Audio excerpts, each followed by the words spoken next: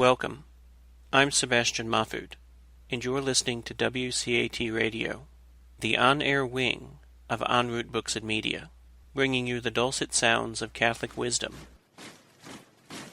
All right, well, welcome everybody to another episode of the Examined Life with Phil, and this time I've got a special guest with me. I've got Dr. Andrew Shepardson, or Ike as people call him.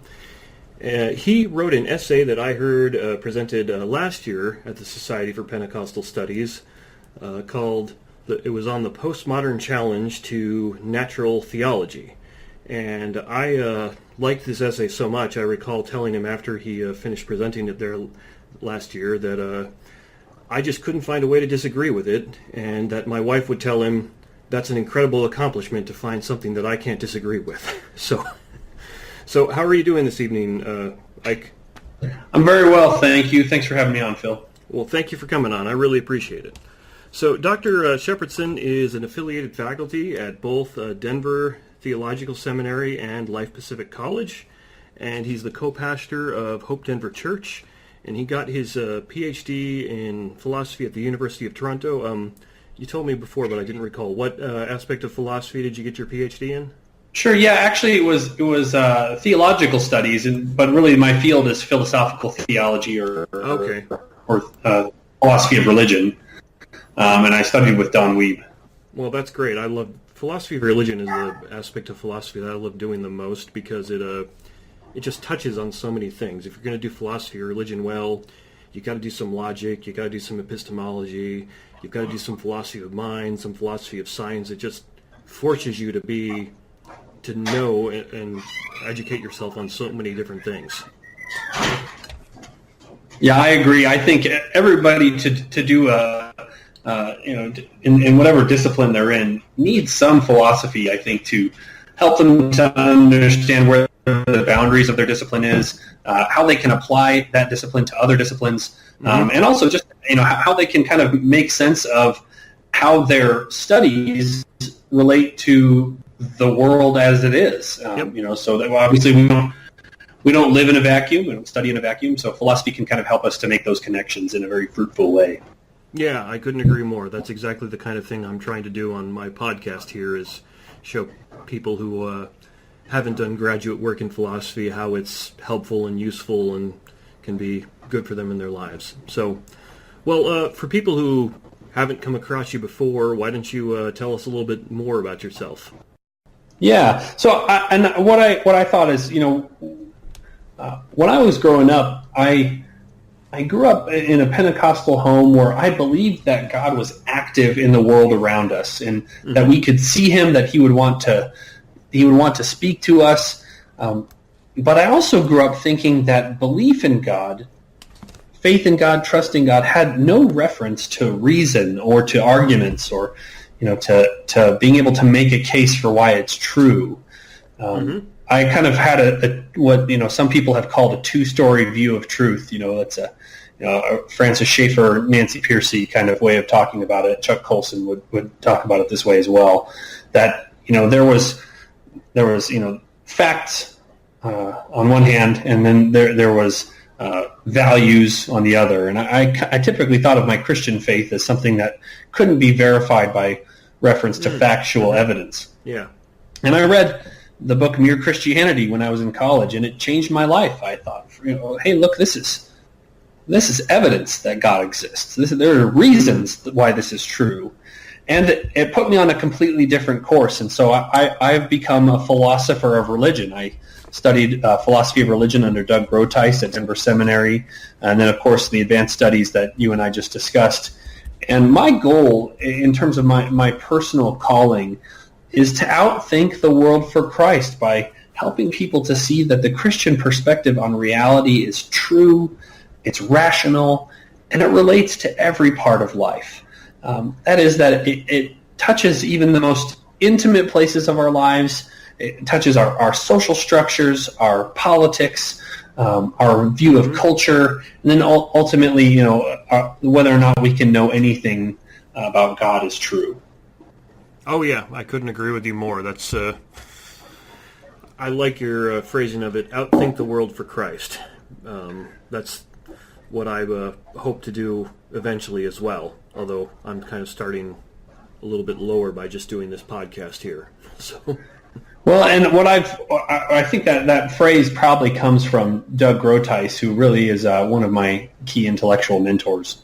Oh, I have never met him, but I've read several of his books and couldn't recommend them more highly. He wrote this one just 2 or 3 years ago, Philosophy in 7 Sentences, which I thought was a excellent little introductory book to philosophy that also made some more deeper and profound points at the same time. So that's a great book. Yeah, my undergraduate students read that as they come into an Intro to Philosophy course that I teach. Fantastic, because I remember reading it, as I was reading it, thinking this would be a great book for people like in an introductory to philosophy class to read, because he was able to just take those 7 sentences and introduce so many important philosophical concepts with them in a very practical and popular level way without sacrificing the good philosophy at the same time, which is... I agree. Yeah. So I really enjoyed that book. So, okay. Well, you already answered what my next question was going to be, which is how you got interested in doing philosophy, so I'll just move on from there. I kind of like to ask every guest who comes on, just for fun, are there any odd or unusual philosophical views you hold? Like when you go to a philosophy conference, if you tell everybody else, well, this is the view I hold, people look at you strange because 95% of the people think that's wrong, or something like that. Well, something that comes up in my research that is an oddity compared to many people doing philosophy today, especially many Christians who are doing philosophy today, although not necessarily in the circles of the Evangelical Philosophical Society. This view is a bit more plausible in that circle, but a little less plausible among the Society for Pentecostal Studies type of crowd, is that I'm a modest foundationalist. So I believe that we have basic beliefs that can support other beliefs that we have. We can trust our memories. We can have a basic belief that there are other minds, that there is an external world, and that those beliefs are justified not by reference to other beliefs. Now that's a bit obscure, and I think it's an important issue, but I think the thing that is probably the most odd view that I hold for the average person who sits in the pews at my church or my friends, at work or wherever, is that I'm an aesthetic objectivist. What that means is that I believe that there is such a thing as real beauty, and that beauty is not merely in the eye of the beholder. This really is a reflection of my theology, in that if God made the world in such a way as he did, that is, he instantiated this world as opposed to any number of other possible worlds, that is that he saw some beauty that was better, that was more beautiful, that he wanted to instantiate in this world than he would have had he chosen a different kind of world. This entails that it's possible that some kinds of music are better than others, some kinds of art are better than others. There are some things that are more beautiful than other things. Now, I, of course, don't claim to have epistemic access to that. That is, I'm not saying that I know what kind of music is better. Okay. But I am saying that I think that it's possible that from God's perspective, there are some things that are more beautiful than other things. Yeah. I would. I think I'd be inclined to agree with you there. I'd say it's probably kind of problematic if you want to quantify that down to the smallest amount of the degrees. But I think we could just say it probably really objectively is the case that, say, a scenic pullout in Yellowstone National Park is more beautiful than a garbage dump.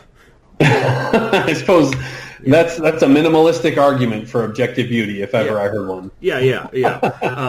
And so then I think maybe, and you could probably, like you're saying, carry that on to cases where you find something that's not quite as ugly as the garbage dump and not quite as beautiful as Yellowstone National Park, and still say that. Although I guess I'd be inclined to say at some point it kind of gets a little difficult to distinguish. Well, is this particular painting more beautiful than that particular painting when they're both really good paintings? But right. yeah. But that would probably be more of a problem of our own perception than actually whether or not it really is the case that one of them is better than the other. Right. I think that's fair. We may not be in the place to serve as aesthetic judges in the same way that God is, but that doesn't mean that as Jeremy Bentham said, that pushpin is as good as poetry. Mm-hmm. That's probably not the case, that pushpin is as good as poetry. Yeah. So, well, I think probably you were right that if you were at a APA meeting and said that or something, people would say you're odd, that's not right. But I think you probably are really onto something with that. So I guess I'll take that unusual view myself. So spreading the good word over here, Phil. Exactly. Okay, so let's move on to your essay and book. I heard you present this essay, and in that since then you've actually turned it into a book. So why don't you tell people what the title of that essay was and what the title of your book is, and then maybe tell us a little bit about what inspired you to write this, what made you want to speak about this issue. Yeah, that's great. I appreciate the opportunity to talk about this. I think this is obviously something I'm very interested in. What I wrote was a critique of postmodern rejections of natural theology.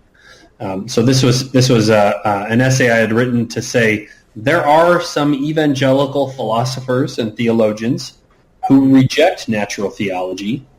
They do so on postmodern grounds. So given their commitments to postmodern philosophy, they will reject that natural theology is a valid form of inquiry, of human inquiry.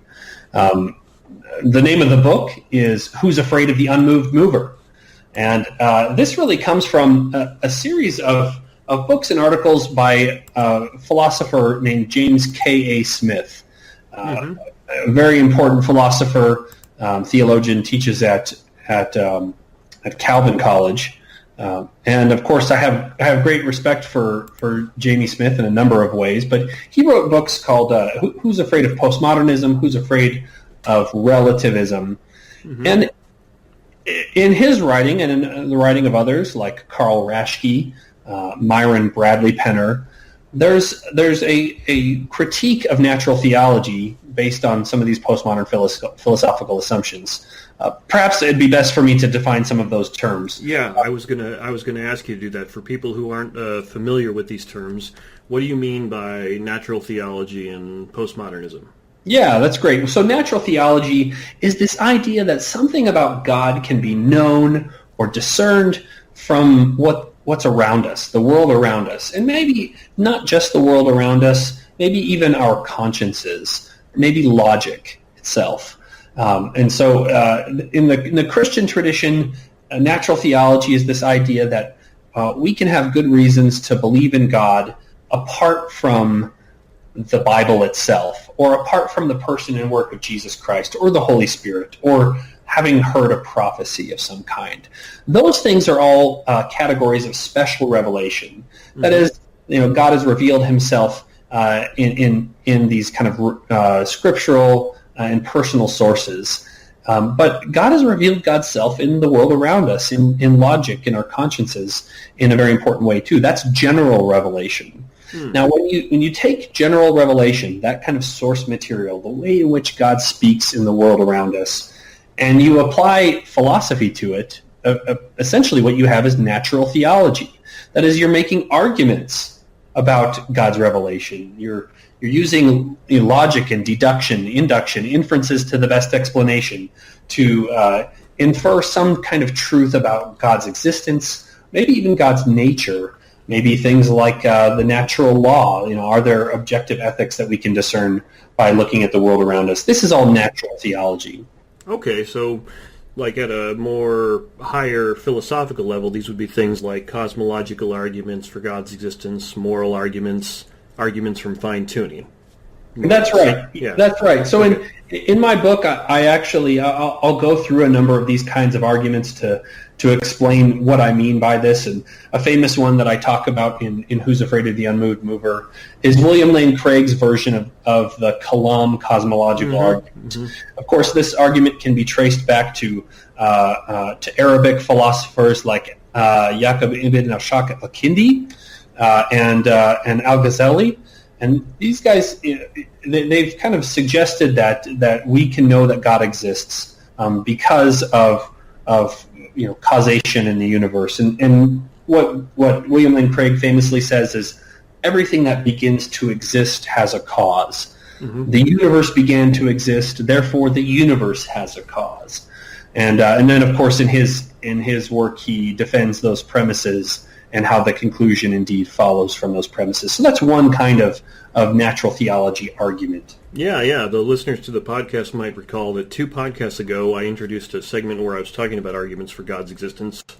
And I started with cosmological arguments, but I started with Aristotle's Unmoved Mover argument and then made the point that there's simpler, better versions of the cosmological argument, and William Lane Craig's Kalam cosmological argument is definitely a simpler and better version than Aristotle's one. I just figured we had to start with what was probably one of the first ones, which was Aristotle's argument. So, yeah, that's right, and I think that's a fair place to start. But I would tend to agree with you that in Craig we see one of the better versions of the cosmological argument. Absolutely. Okay, so now you defined what natural theology is. So now what's postmodernism, which I know can be a very, very big question. So yeah, and this is tricky in a number of ways because postmodern philosophers they tend to not be incredibly interested in defining or determining what they mean when they say the word postmodern. Yes, so very true. Typically what it takes is that those of us who would not consider ourselves part of this school, we have to kind of, from the outside, put together some common themes. So you see this in Jacques Derrida, where he says there is nothing outside the text, meaning that any kind of text, and a text for him could be somebody speaking, it could be a written scribbling on a page, any kind of text, its meaning is determined from a variety of contexts. And some of those contexts the speaker or writer is aware of, and some of them the speaker or writer is not aware of those contexts. And so meaning arises from communities that interpret texts together. And so in a very real way, when I tell you something, you determine the meaning of that in some significant ways about which I may have no cognitive access. There's others like Jean-Francois Lyotard who says that postmodernism is incredulity to meta-narratives. So that we're doubtful that there could be these big stories that could explain everything. Now, Lyotard was probably talking about more of like the scientific rationalist techno worldview, where we can explain everything with reference to some kind of scientific explanation. That would be a meta-narrative for Lyotard. But this being postmodern means that you're doubtful of using reason or using science to give you the truth about things. That's typically what I mean when I say postmodern. Okay. So would it be fair to then say like other meta-narratives would be, like Christianity would be a meta-narrative, or Islam, most other religions would be a meta-narrative in the sense that they're trying to give you answers to everything that is, was, or could be? That's a good question. I think that issue of what are the other kinds of meta-narratives, that is actually that's something that is disputed among postmodern philosophers. For philosophers like James K.A. Smith, he would say that Christianity is not a meta-narrative. He would say that it is a mega-narrative, but it's not a meta-narrative. And by that he means that a meta-narrative is only something that is justified by reference to some universal concept of reason. And so Christianity is not justified by some kind of universal concept of reason. It's justified by God. God certifies the truth of Christianity. I agree with Smith on that. But what he's suggesting is that you don't have to have reason to justify Christianity's truth, and so it doesn't count as a meta-narrative. There are postmodern philosophers who disagree with that interpretation.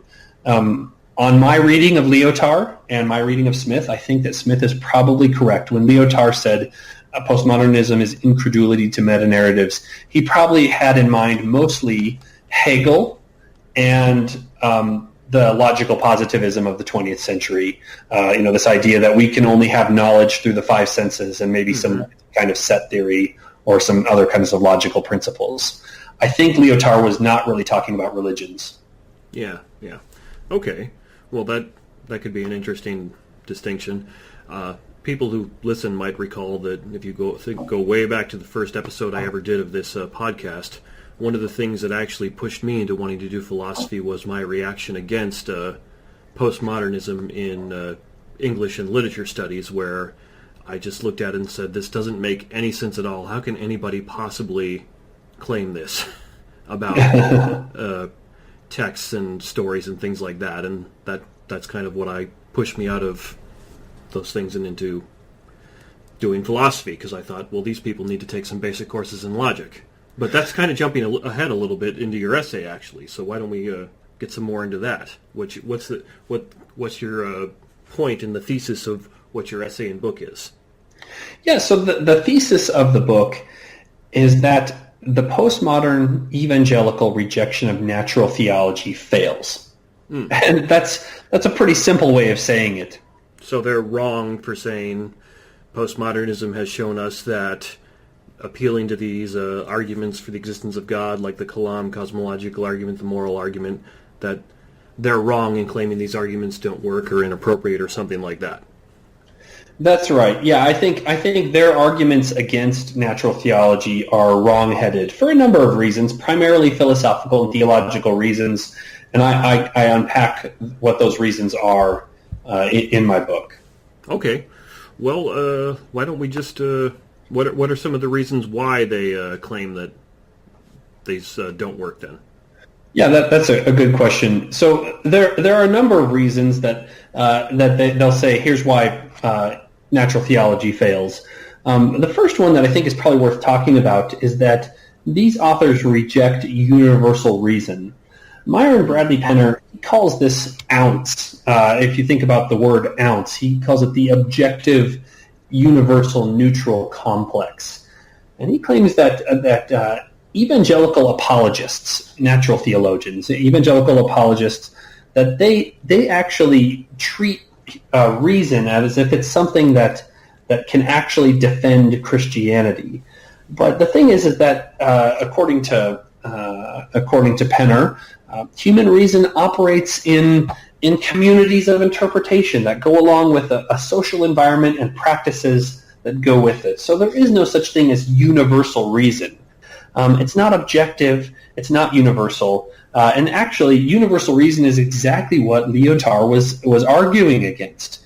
If you try to use universal reason to justify anything, postmodernism is going to be doubtful of that perspective.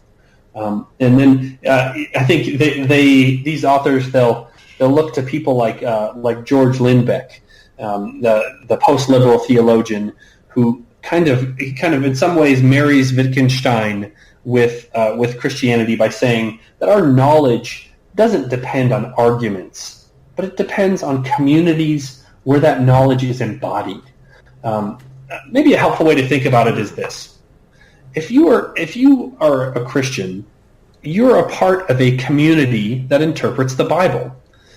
So you have a church, a Bible study of some kind, and in that environment, all of your ideas of what is true, what counts as knowledge, that's interpreted by that community.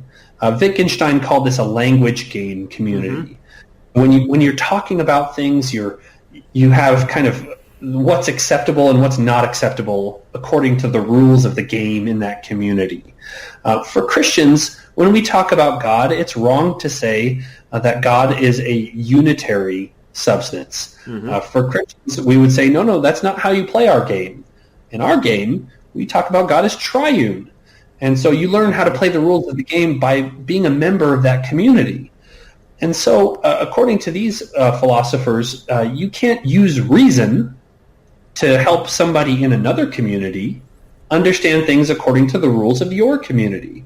What they would have to do is to become a part of your language game community first, and then they would be able to learn the rules of the game.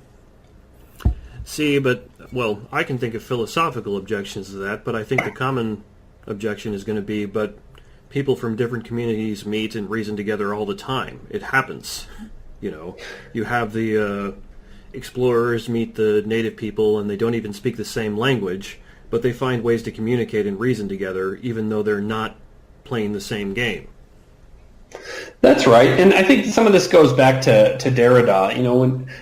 With Derrida, he would say that you may have some pragmatic ways to work through those kinds of differences, but you can't actually know what it is people mean when they talk about those things until you become part of that constituent community.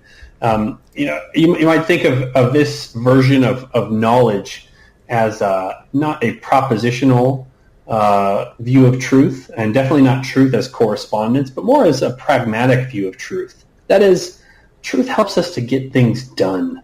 And so, we can do the work of communicating with people outside of our community, but they're not going to know what we mean. They're not going to understand our terms.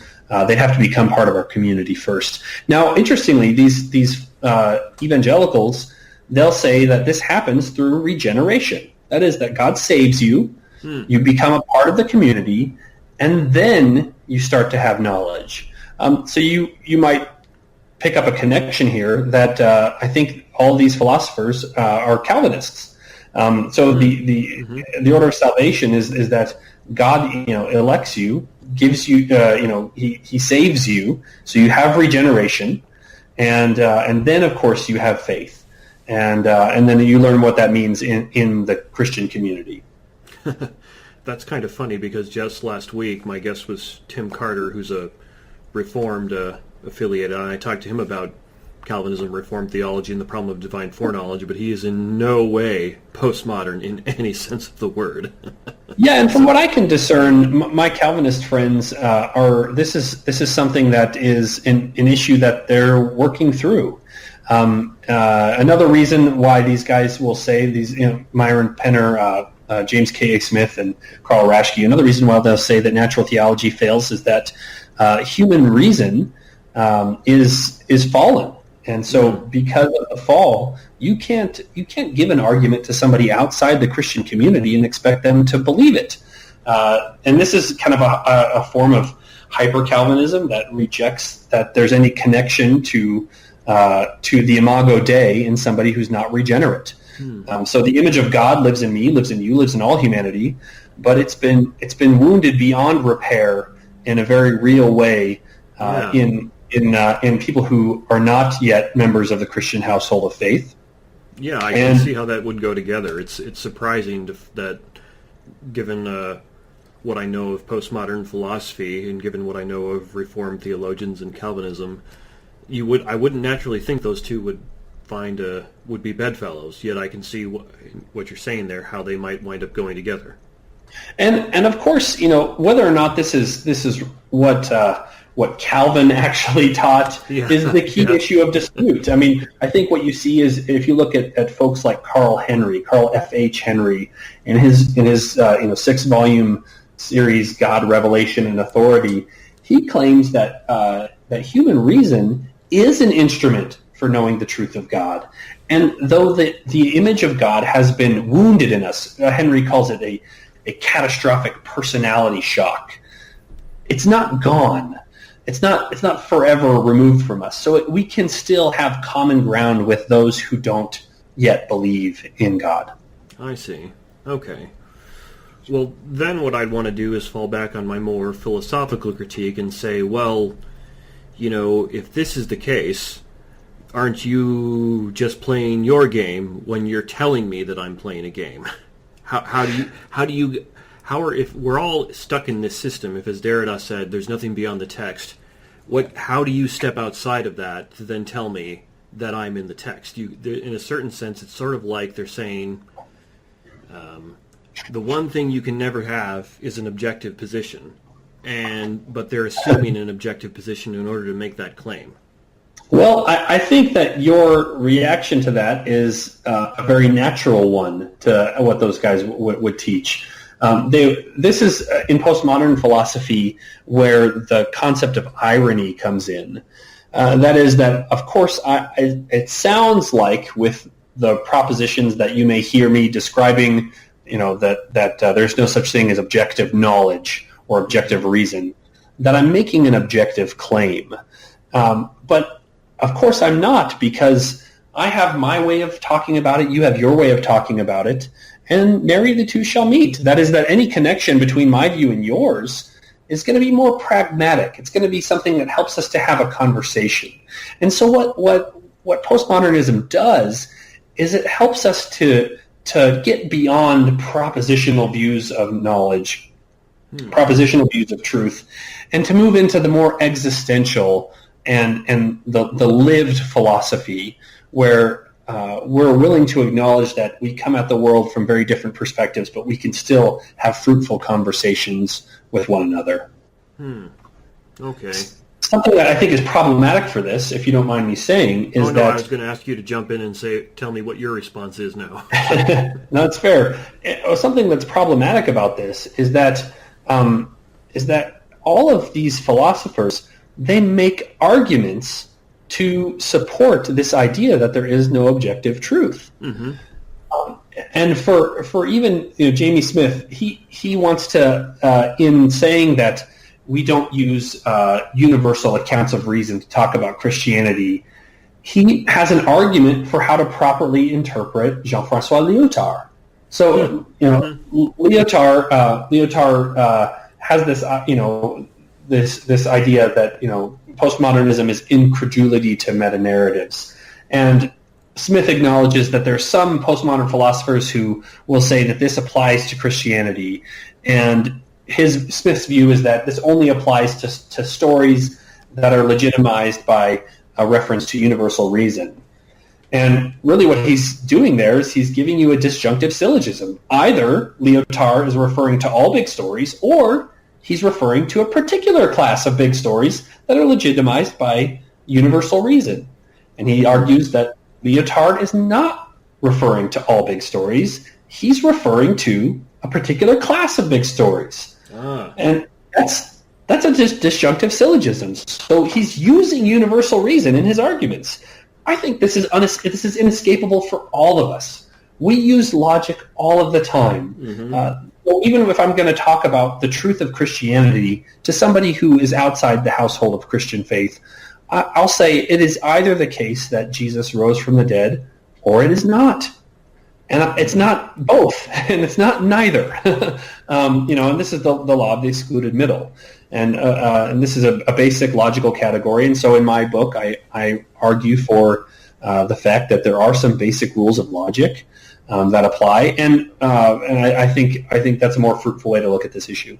Okay, so what I'm hearing you say is, despite their efforts to say get outside of logic or say it doesn't apply or kind of weaken it, they really just can't seem to get away from it.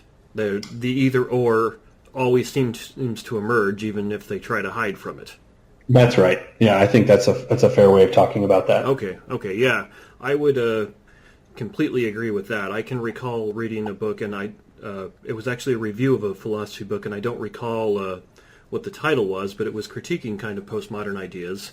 And a person who was very postmodern in their thinking was reviewing the book, and they didn't give it a terrible review. They kind of thought it was average, and one of their praises was for it: this author accurately represents the views of the people he's criticizing, which is a good thing. But I immediately thought, well, wait, you just fell back into the correspondence theory of truth. You couldn't fall away from it. You're saying, yeah, that what this guy says the people he's critiquing say, they do. He accurately represented their views. His representation of it corresponds with their actual views, even though this guy was then turning around and claiming the correspondence theory of truth is junk. He just couldn't get away from it, no matter what he did. That's right. Okay. So why don't we just move on a little bit more through the book and essay then? So their overall critique of natural theology is that it just, because they, I lost my words for a sec there, sorry. Because they reject this idea of universal reason, that there's a reason that is over everyone, over all men and women, therefore we can't appeal to these arguments for natural theology. So where did they take it from there, or is that pretty much it? No, there's a lot of other reasons. They'll say that that evangelical apologists are wedded to this idea of needing to have certain truth. Mm-hmm. So we use the word certainty a lot, and they'll talk about the connection between evangelical apologists and René Descartes, saying that you are living under the specter of Descartes, that you can't get away from needing certainty, but part of being a believer in God is that there's mystery, and I think this is actually a misreading of what evangelical apologists talk about when they talk about truth and knowledge. Typically, what you find is that when evangelical apologists will discuss certainty, they'll say, if this argument is true, it doesn't mean that we have certainty about it. They'll say truth belongs to propositions, mm-hmm. but certainty belongs to persons. And so you see this in famous apologists like J.P. Moreland, William Lane Craig, mm-hmm. Douglas Groothuis. They'll say, look, I'm not looking for certainty. That's an unattainable ideal, is one thing that Craig says. Mm-hmm. But what you have in arguments is they're either true or they're not. And if they're true, we can be more or less certain about them at any given time. For example, I'm fairly certain that Jesus rose from the dead in Palestine 2,000 years ago. Mm-hmm. But I'm more certain that I'm sitting in front of a wooden table right now. Yeah. So my certainty it changes according to my proximity to that, in that case, an historical event, to the reasons that I have for that. But the truth value of both of those things is equal. That is, it is true that Jesus rose from the dead, and it is true that I'm sitting in front of a wooden table, but it's just my certainty of it that's different at any given moment. And so evangelical apologists will typically make this distinction. Another argument that these philosophers will raise against apologetics is that it's guilty of the sin of ontotheology. Now, this is a strange term, mm-hmm. but it is something that I think is important for us to know about at least a little bit. Ontotheology is this idea that in providing an argument for the existence of God, I've somehow controlled the concept. That is, that I've made God a subject of philosophical inquiry in such a way that I'm trying to claim some kind of conceptual ownership over God as God is in God's self. This becomes a kind of idolatry. So I have an idol God now, not the actual God that we meet in kind of a personal experience, but a conceptual God that's nothing like the God of Abraham, Isaac, and Jacob. Okay. Go ahead. Go ahead. I was going to say, I've heard similar ideas of that in non-theological matters, where people who are in this kind of mode of thinking will say, don't label me or don't put a label on this, because as soon as you do, you've limited me, you've limited this, and you shouldn't do that. And that seems to me kind of a similar idea to what you're getting at there with, was it ontotheology is the term? That's right. Yeah, and this goes back to Heidegger, his essays in metaphysics, and so you see Raschke and Merrill Westphal and others saying this is exactly what we ought not to be doing. We don't do a Christian philosophy where we own the concept of God. And Jamie Smith says that the God of Christian theology is not the same God as the God of philosophical theism. Mm-hmm. And so we can't own that concept. Rather, what we have to do is have a kind of encounter with God. The Christian truth masters us. It's not mastered by us. This is one way that I think in some ways you get some insults among these authors against evangelical apologists. Jamie Smith says that there are a number of Christian philosophers who continue to delude themselves by thinking that theistic philosophy is Christian. Sorry, go ahead. I think you wanted to ask something. Oh, I was going to say, that's a case where it kind of seems to me like maybe in some instances you could say they have a point, because I could think of some arguments that probably do that to some degree or other, but I don't think the vast majority of natural theology arguments do, at least certainly not the ones I read. In fact, most of the Christian philosophers I read will usually go on and say, well, the cosmological argument for God gets us to God or something very much like him, but it doesn't get us all the way to the Christian God. It just points in that direction. Or they'll qualify it in a way like that, which then seems to negate that criticism that they're limiting God or taking ownership of him or controlling him or something along those lines. Yeah, I think that's fair. You know, really, when Heidegger was critiquing this kind of God talk, he had in mind Hegel. And for Hegel, he was controlling the concept of God by saying that the evolution of human consciousness is God or spirit. And so whenever I'm thinking of being, I am kind of instantiating God, and I'm really kind of making God an object of my thought by controlling the concept just by inquiring about it. The thing is, this is light years away from the kind of apologetics that evangelical philosophers of religion do. For example, at the end of William Lane Craig's book, The Kalam Cosmological Argument, he says that the Kalam cosmological argument leads us to a personal creator of the universe, but as to whether this creator is omniscient, good, perfect, and so forth, we shall not inquire. He even says that this God should leave us wide-eyed and open-mouthed, and really should just open us up to special revelation. And really what we're trying to do is we're just saying that God exists and God is personal, and not to say much else in doing natural theology. But if Hegel is what we're trying to talk about, then maybe they would have a point. That's, of course, not what we're talking about, though, in evangelical apologetics. Yeah, and Hegel's a difficult thing to talk about anyway, so... Yeah. Okay. So, what else would they, or are there more criticisms they level, or? Yes, there are. So one is that evangelical apologetics is going to be a way of really distancing oneself from the ethical life that God calls us to. And so Myron Penner especially has some stories of people who have done apologetics in very awful ways. Trying to tell somebody that if they don't believe this argument that God exists, then that person's blood will be on their heads, even quoting Ezekiel, and really kind of using apologetics as a very negative and combative tool. And of course, with this idea, I'm sympathetic. When we do apologetics, when we present arguments of natural theology, we have to do this according to the guidance that we have in Scripture, that is to speak the truth in love. In 1 Peter 3, it says that we should be prepared to give the reason for the hope that we have, but to do it with gentleness and respect. In Jude, we read that we should be merciful to those who doubt.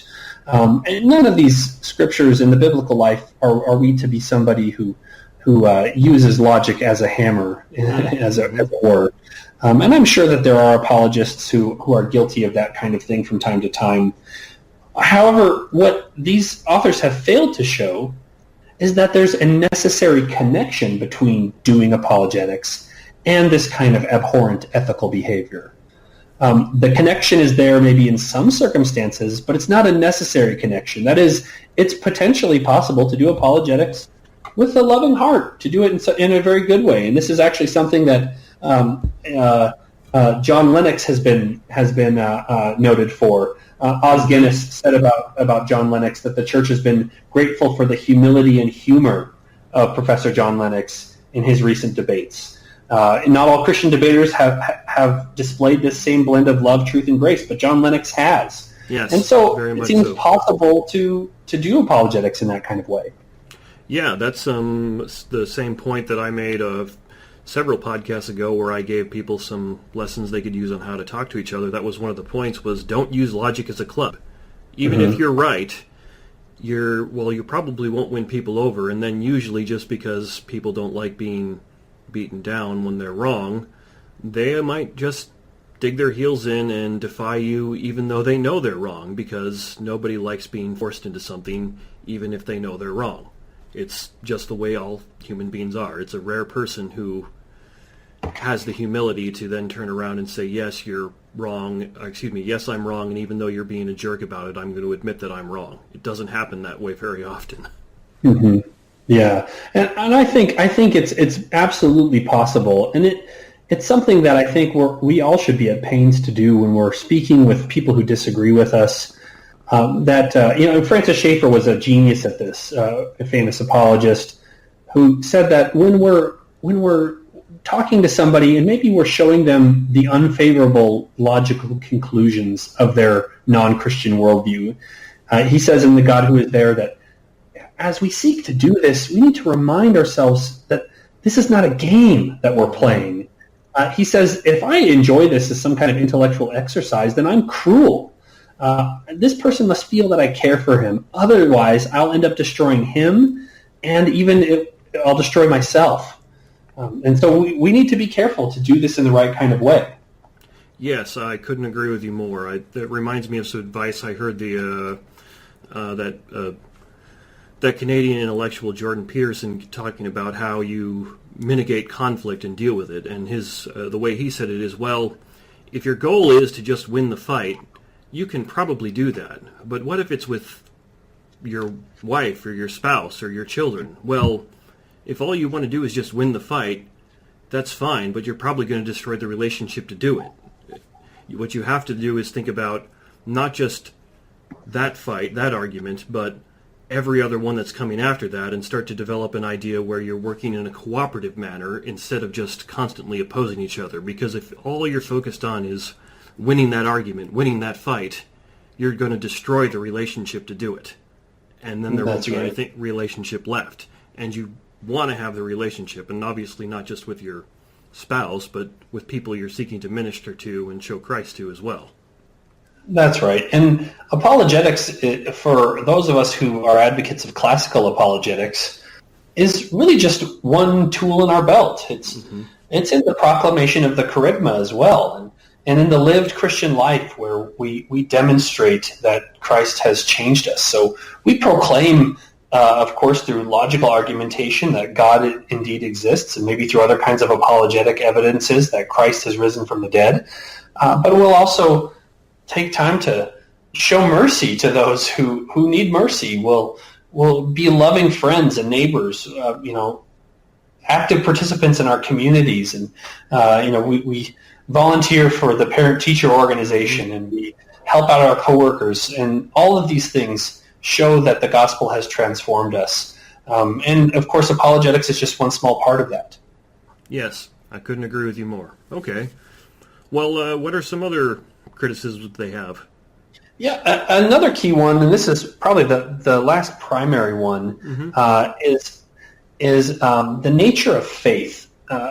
These philosophers who reject apologetics, they claim that faith cannot have any reference to reason for it to be true faith.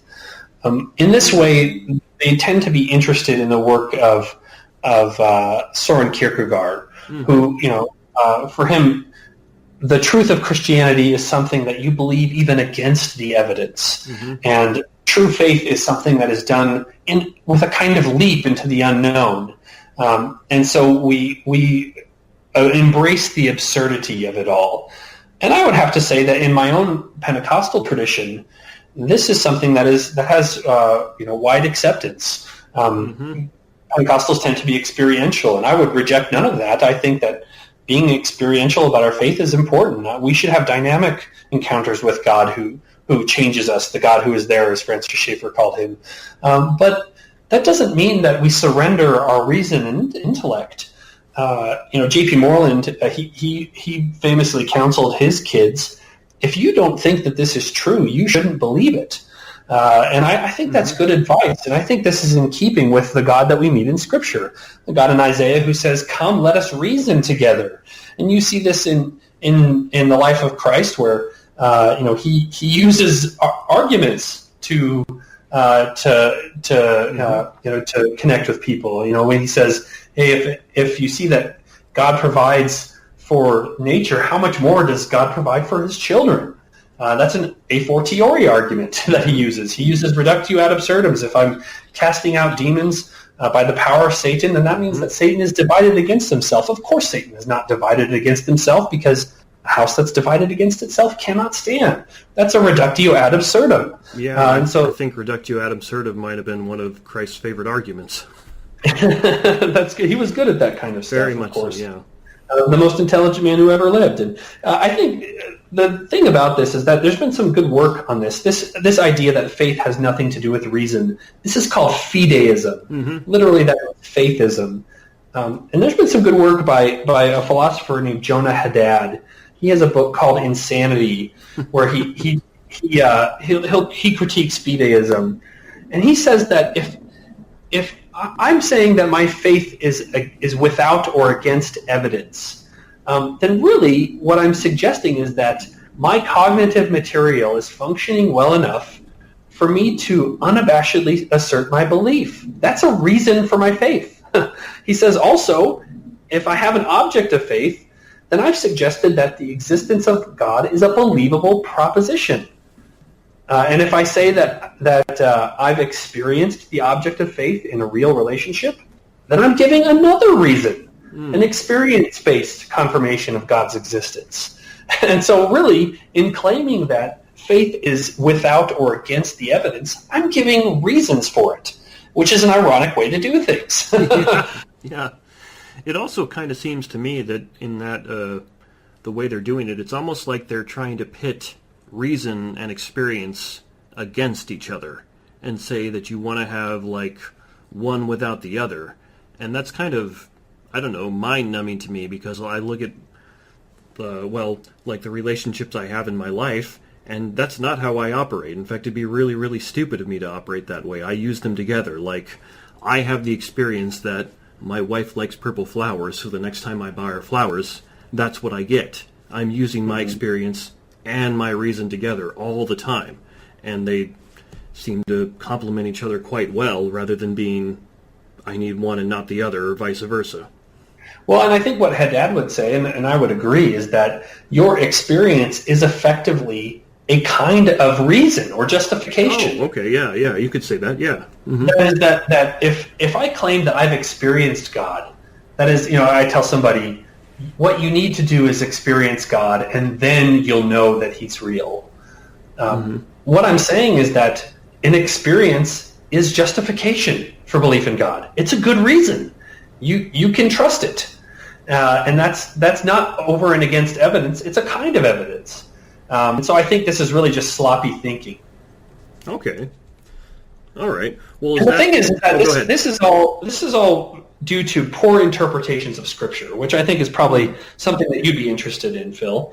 As, these authors, what they'll often point to is places in the Bible, like 1 Corinthians, which seem to say that there's something wrong with talking about God in some kind of reasonable way. So, in 1 Corinthians 1, it talks about how, Jews demand a sign and Greeks look for wisdom, but we preach Christ crucified, a stumbling block to Jews and foolishness to Gentiles.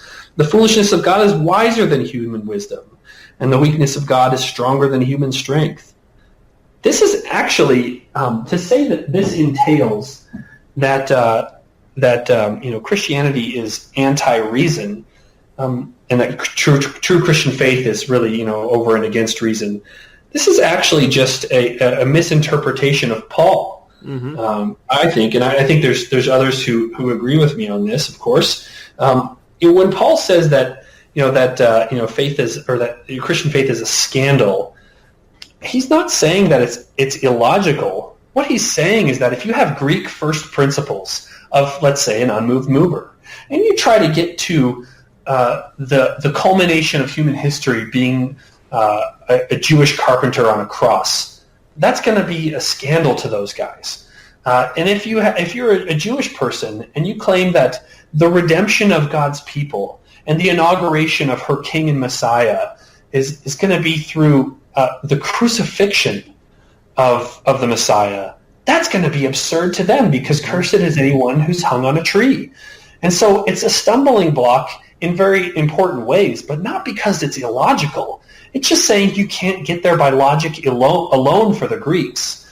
And you're not going to get there just by asserting that it is the case that Jesus died on the cross for Jews. You're going to have to do a little bit more. And this is exactly what classical apologists have been saying all along. You have to have special revelation as well. We're establishing that God exists, but then, of course, we have special revelation as a way of knowing exactly what it is that God was up to. Yeah, that's the... I lost my train of thought there. I apologize. Well, it's all right. And I think if you look at this from a very Protestant way of looking at things, which I'm a Protestant, and of course my guess is that my Roman Catholic friends would agree with this idea, is that faith is something that includes fiducia, assensus, and noticia. That is, that I can have cognitive assent to the truth of a proposition. I can know that something is true, but I also have to entrust myself to the truth of it. These three categories are really important ways of understanding what faith is. And I think you even see this in places in the Bible, like in Hebrews 11, where it says that faith is the assurance of things hoped for and the certainty of things not yet seen.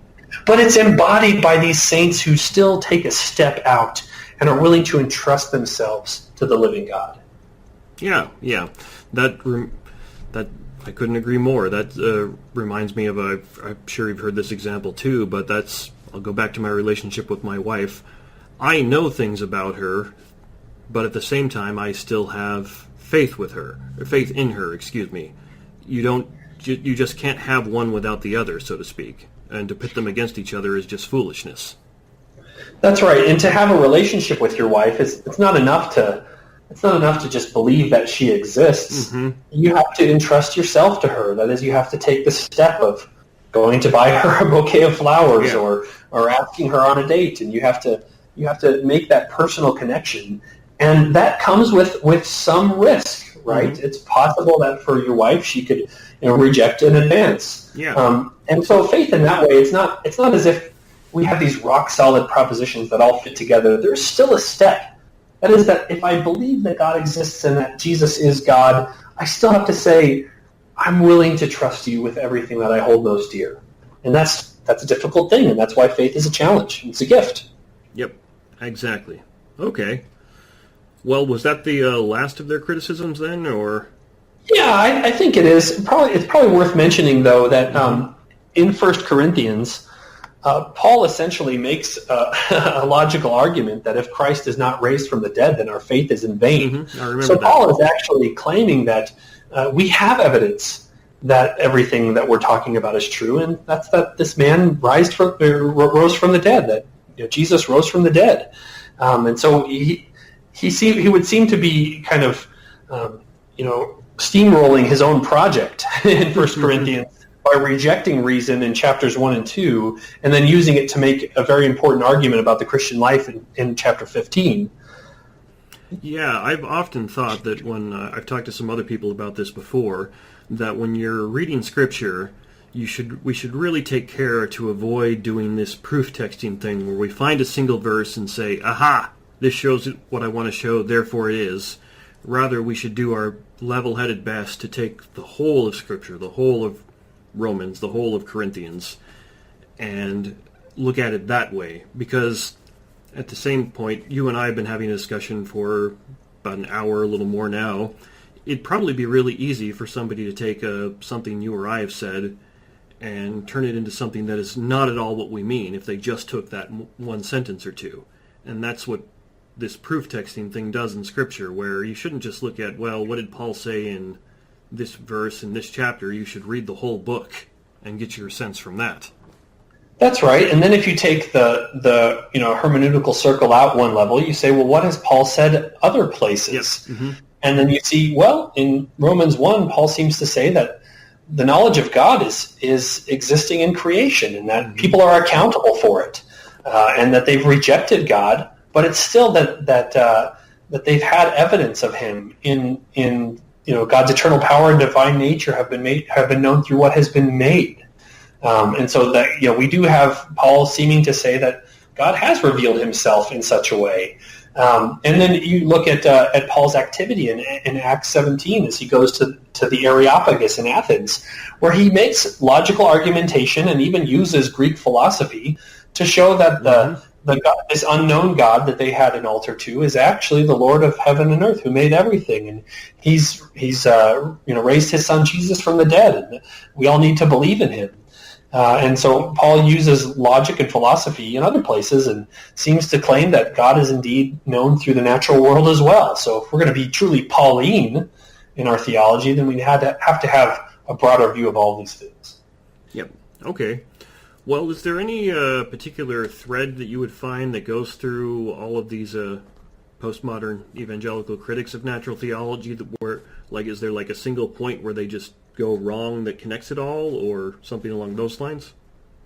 No, that's a good question. I think their arguments are very complex and they're manifold. Mm-hmm. And what I try to do, and this is the burden of an analytic philosopher, is I try to very carefully understand their arguments and try to fairly represent them. Mm-hmm. I don't see a common thread as much as a number of threads that I've identified here, rejection of universal reason, that truth is more pragmatic rather than propositional, that we can't control the concept of God, that apologetics is not ethical. These are the various arguments that these philosophers make, and I want to try to respect those, but then, of course, disagree with them.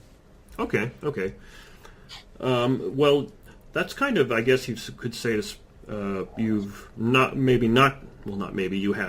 You've knocked down their negative case against apologetics. Is there a way you could make a quick positive case for apologetics and natural theology? Yeah, that's good. And I think in talking about the way that Jesus uses logic, Paul's view on general revelation, I think that's enough of a case there. Mm-hmm. What I would suggest, though, as a positive case for natural theology and apologetics is really represented in the kind of culture that I minister to as a pastor. I'm talking to folks every week who sit in the pews of my church, people in my community, that they would love to know that we could have real knowledge that God exists. Mm-hmm. For them, issues of religious truth have always been seen as kind of relativistic. That is, you should speak your truth, and let me speak mine. And for them, the idea that, no, we can know that God exists, that God is indeed there, this is something that I want to bring to them as a gift.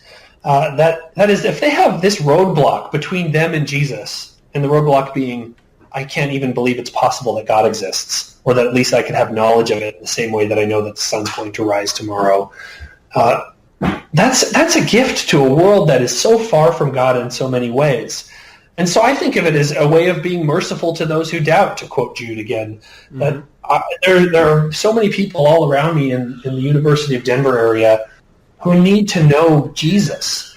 And if their roadblock to knowing Jesus is that they can't believe that or conceive that God exists, then that's a problem. J.P. Moreland has a very helpful way of describing this, and of course this goes back to not just to Moreland, but to sociology, mm-hmm. where you talk about plausibility structures. Peter Berger, in his book A Rumor of Angels, talks about this, that a plausibility structure is all of the things that somebody could believe are possibly true. And for many people, Christianity is not a part of their plausibility structure anymore, mm-hmm. in the modern West. That is, it's not even conceivable to them. And apologetics helps to make it conceivable. And then, of course, they need to have an encounter with Jesus. They need to meet him and say yes to him. They need to hear the proclamation of the Scriptures, the declaration of the crucified and risen Christ. But it's not a zero-sum game, evangelism. Evangelism can be, something that happens gradually, that happens over time, and then of course can happen in an event as well.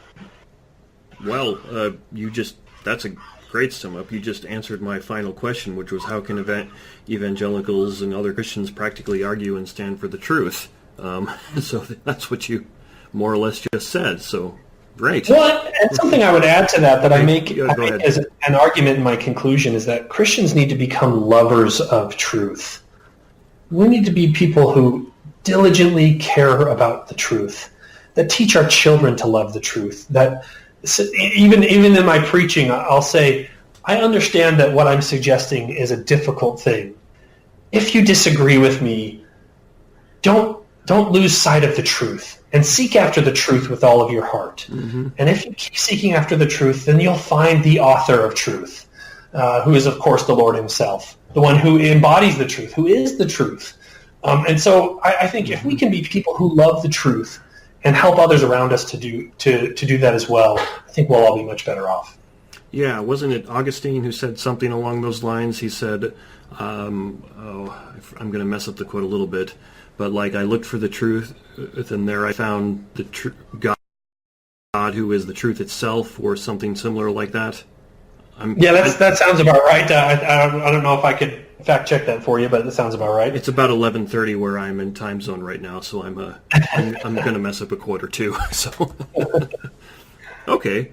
Well, so you presented this essay at the conference we were both at last year, but then you've turned it into a book called Who Made the Unmoved Mover, and I'm pleased to say that I've been reading that. I haven't finished it yet, but I've been enjoying it so far. You started off with the introduction from J.P. Moreland, which is awesome that you got him to do an introduction because he's just an absolutely amazing philosopher.